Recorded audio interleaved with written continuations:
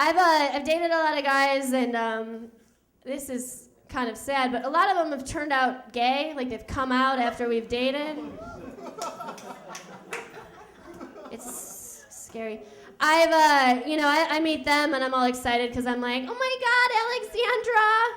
Like, he's so well dressed and he just understands me, and like to his friends, he's probably like, well, she looks like a dude and swears like one, like, I guess this will work until I memorize that coming out speech, Don't.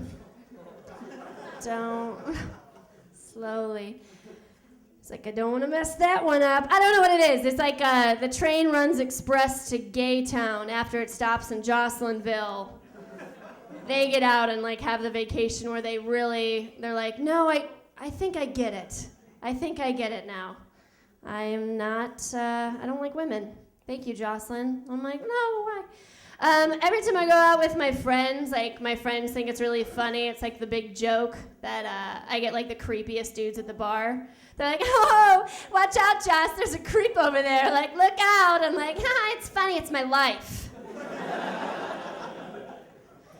But I was in New York and I had this guy come up to me. He was like in his like mid-50s. He's like totally hammered out of his brains. And he comes up to me, he's like, I like you because you look like you're 12. He's like, but I ain't no perv or nothing. I'm like, well, sir, you're obviously a pervert, but I like you because you're not ambitious to go after a real 12-year-old.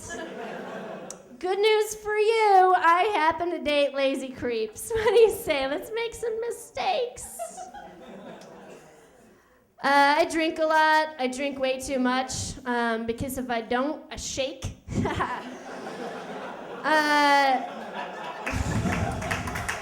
True.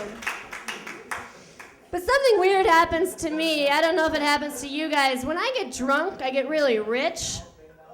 All of a sudden, I start thinking I have all this money. I'm like loaded.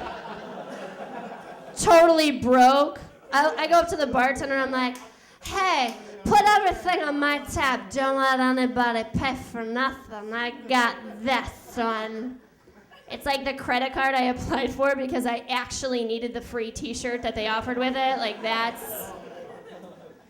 But in New York, they have this jukebox that takes credit cards. Like you actually can pay for it with a credit card. So I wake up after like this long night out, and I'm already angry because I've already spent, I've already gone over my balance in my bank account. But I find out that I spent $130 on a jukebox. Yeah, I put on my credit card. I'm like, what could I have been doing?